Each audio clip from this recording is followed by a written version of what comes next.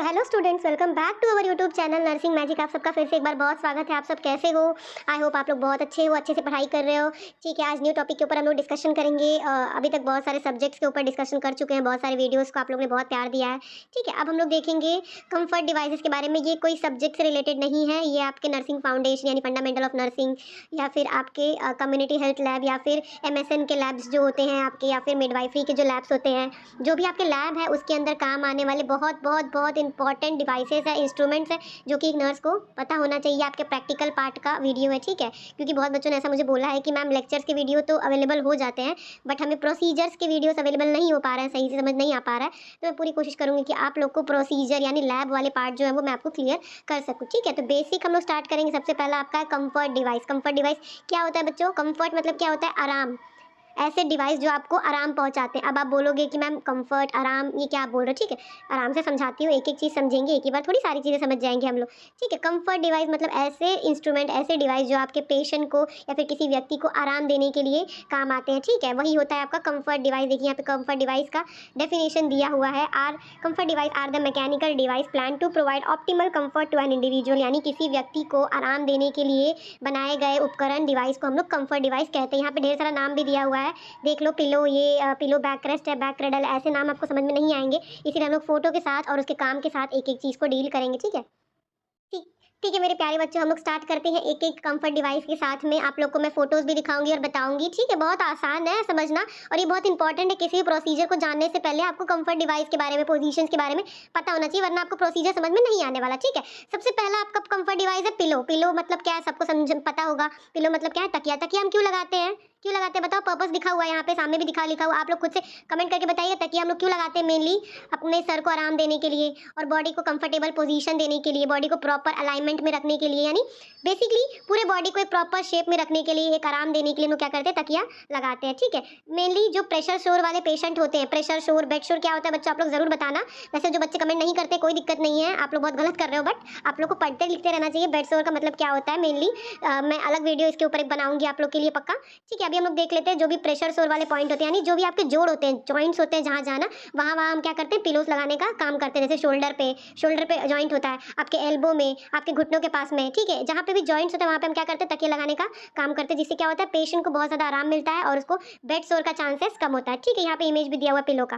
Second है आपका back rest. Back rest का काम क्या होता है? बैक रेस्ट पहले मैं फोटो दिखा देती हूँ। ये देखिए बैक रेस्ट, ये ऐसे दिखता है, आप लोग ने अपने लैब में देखा हुआ होगा। इसको देखिए यूज़ कैसे किया जाएगा, पेशेंट को यूज़ करके भी दिखाया गया है। ये रहा आपका बैक रेस्ट। बैक रेस्ट का मेनली काम क्या होता है? लिखा हुआ देखिए पर्पस में, टू रिलीव डिस्पीनिया, यानी पेशेंट को अगर सांस लेने में दिक्कत है तो आप पेशेंट के बेड के पास पीछे बैक रेस्ट लगा के उसके ऊपर पिलो रख के आप क्या कर सकते हो? पेशेंट को डिस्पीनिया से रिलीफ दिला सकते हो। To promote drainage from abdominal cavity. अगर एब्डोमिनल कैविटी में पेट में गैस वैस बन गया है, एब्डोमिनल कैविटी में दर्द हो रहा है, तो आप क्या कर सकते हैं? पेशेंट को बैक रेस्ट प्रोवाइड कर सकते हैं। नेक्स्ट है to provide comfortable change of position. ठीक है, पेशेंट को बहुत ज़्यादा कंफर्टेबल आराम लगता है ऐसे, इसलिए आप पेशेंट को दे सकते हो। ये हो गया आपका बैक रेस्ट का। नेक्स्ट है बच्चों बर्न क्रेडल, या फिर इसको बेड क्रेडल भी कह सकते हैं। फोटो सबसे पहले देख लेंगे, उसके बाद उसकी यूज़ देखेंगे, क्योंकि फोटोज देखने के बाद में आपको क्लियरली समझ में आ जाएगा कि मैं क्या बोलना चाह रही हूँ। ये रहा आपका बर्न क्रेडल। बर्न क्रेडल भी कह सकते हैं, जो कि बर्न वार्ड, जो जले हुए पेशेंट होते हैं उनके लिए यूज़ होता है, या फिर बेड क्रेडल भी इनको कह सकते हैं। देखिए यहाँ पे यूज़ करके भी दिखाया हुआ है।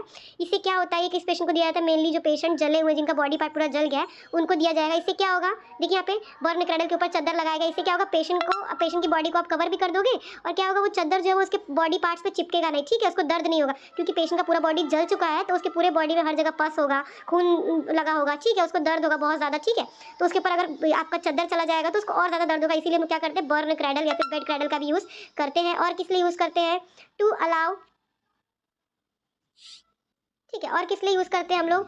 और क्या करते हैं? To allow air to circulate around lower limb, यानी आप क्या करते हैं? हवा जो है वो आप पेशेंट की बॉडी में आराम से, जैसे यहाँ पे देखो ना चादर उसकी बॉडी पे टच हो रहा है, ना पेशेंट को कोई दिक्कत हो रहा है, उसकी बॉडी में पूरी तरीके से हवा ऊपर से नीचे तक जा सकती है। ठीक है, इसलिए हम लोग बेड क्रेडल का यूज़ करते हैं। नेक्स्ट है हमारा कार्डियक टेबल। कार्डियक टेबल आप लोग ने अपने लैब में देखा होगा। सबसे पहले इमेज देख लेते हैं। या तो ये एक साइड ऐसे स्टैंड वाला होता है, या फिर ऐसे वाला होता है। ठीक है, ये आपका कार्डियक टेबल है। ये मेनली हम लोग किसको देते हैं? पेशेंट को जब आपको बेड पे बिठा के खाना खिलाना रहता है, उस पेशेंट को दे सकते हैं। या फिर कार्डियक पेशेंट, जो भी हार्ट वाले पेशेंट है, उनको आप सुला के खाना नहीं खिला सकते, तो आप उनको क्या करोगे? बैठा दोगे, और उसके बाद में आप कार्डियक टेबल उसके बेड के पास लगा देते हो, और उससे उसको क्या करते हैं हम लोग?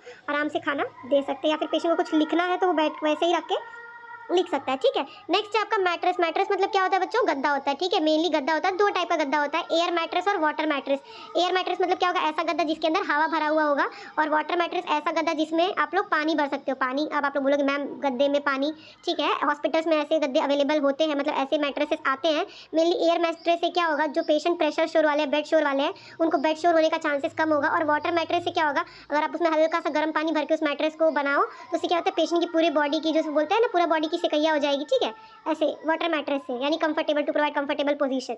नेक्स्ट है ट्रपेज बार। ट्रपेज बार क्या होता है? यहाँ पे फोटोज दिया हुआ है, देखिए एक साइड दिया हुआ है, ट्रपेज बार ऐसे दिखाई देता है कुछ। इससे क्या हो सकता है, अगर पेशेंट के हाथ पैर को आपको ऊपर मतलब रखना है, जैसे फ्रैक्चर वाले पेशेंट है तो उस पर भी आप कर सकते हो। और नेक्स्ट देखिए पेशेंट कैसे इसको पकड़ के खड़ा हो जा रहा है। कोई पेशेंट है जो खुद से खड़ा नहीं हो पाता, यानी खुद से बैठ नहीं पा रहा है या फिर स्टैंड अप नहीं हो पा रहा है, तो क्या कर सकता है, वो इसको पकड़ के, जैसे इस पेशेंट ने ऐसे ही किया, पकड़ के खड़ा है, तो वो भी कर सकता है। नेक्स्ट है फुट बार। फुट बार क्या होता है? देखिए ऐसा कुछ दिखाई देगा, आप पेशेंट के पैर के पास लगा सकते हैं फुट बार। इससे क्या होगा, पेशेंट के पैर को सपोर्ट मिलेगा अगर उसको दर्द हो रहा है तो। और क्या होगा, फुट ड्रॉप, यानी उसका पैर जो है वो नीचे यहाँ वहाँ गिरने से बचा हुआ रहेगा, एक पोजीशन में रहेगा। वही लिखा हुआ है बच्चों, मैं वर्ड टू वर्ड नहीं समझा रही हूँ, बस मेरी बातों को समझो मैं क्या समझाना चाह रही हूँ। और पिक्चर को देखो, आप लोग क्लियर हो जाएगा, क्योंकि हम लोग प्रैक्टिकल पार्ट का कुछ चीज़ पढ़ रहे हैं, तो ये नोट्स, इसका नोट्स या फिर एकदम वर्ड टू वर्ड आपको नहीं जाने की जरूरत है, आपको बस समझने की जरूरत है कि मैम क्या बोल रही है, ठीक है। तो भी अगर आपको नहीं समझ में आता है कोई चीज़, कोई ऐसा इंस्ट्रूमेंट या डिवाइस जो नहीं समझ में आ रहा है, कंफर्ट डिवाइस में से आप लोग कमेंट में जरूर पूछ सकते हो, मैं आप लोग को जरूर क्लियर करूंगी। नेक्स्ट है सैंड बैग। सैंड बैग क्या होता है? ये एक थैली टाइप में होता है जिसमें आपके रेत भरी हुई रहती है। ये मेनली किसके लिए यूज़ करते हैं हम लोग? फ्रैक्चर वाले जो पेशेंट है, आप लोग ने देखा होगा, उनका हाथ पैर बांध के, और एक एक पैर बांधा हुआ है और फिर बेड से लटकाया हुआ है, मेनली तो आपके सैंड बार्स यूज़ किया, सैंड बैग्स यूज़ किया था। लिखा हुआ देखिए, provide support and shape to the body in mobilize extremities. कोई हाथ पैर टूट गया है तो उस हाथ पैर को हम लोग क्या करेंगे, प्लास्टर वास्टर लगा के उस पैर को क्या करेंगे, या हाथ को क्या करेंगे, हैंग आउट कर देंगे हम लोग सैंड बैग की मदद से। नेक्स्ट है साइड रेल। साइड रेल्स क्या होता है बच्चों? जैसे आपने बेड के साइड में साइड रेल्स देखे हुए होंगे, मेनली इस कलर के नहीं होते हैं, ऐसे साइड रेल्स होते हैं। इसका क्या पर्पस होता है? जो अनकॉन्शियस पेशेंट है, यानी जो बेहोशी वाले पेशेंट है, कोमा वाले पेशेंट है, छोटे बच्चे हैं, या फिर क्या बोलते हैं कि मेंटल पेशेंट है, वो क्या होगा, उनके बेड के साइड रेल्स को आप लगा दोगे तो क्या होगा, उनके गिरने के चांसेस कम हो जाएंगे, यानी बेड से गिरने के चांस उनके कम हो जाएंगे। नेक्स्ट है नी रेस्ट। नी रेस्ट का काम क्या होता है बच्चों? देखिए लिखा यहाँ पे दिया हुआ है, नी रेस्ट यानी आपके घुटनों को आराम देने के लिए नी रेस्ट दिया जाता है। नेक्स्ट है बेड ब्लॉक। बेड ब्लॉक क्यों दिया जाएगा बच्चों? बेड ब्लॉक क्या करता है काम? बेड ब्लॉक मतलब क्या, अगर आपको बेड का सर वाला जो पार्ट है वो ऊपर करना है तो बेड के सर वाले पार्ट के नीचे साइड आप लगा सकते हो इसको, ब्लॉक्स को। जैसे मेनली हम लोग घर में जो बेड होता है उसको ऊंचा करने के लिए क्या लगाते हैं, ईंट लगाते हैं, पत्थर लगाते हैं ना, वैसे ही बेड ब्लॉक्स काम करते हैं, ठीक है।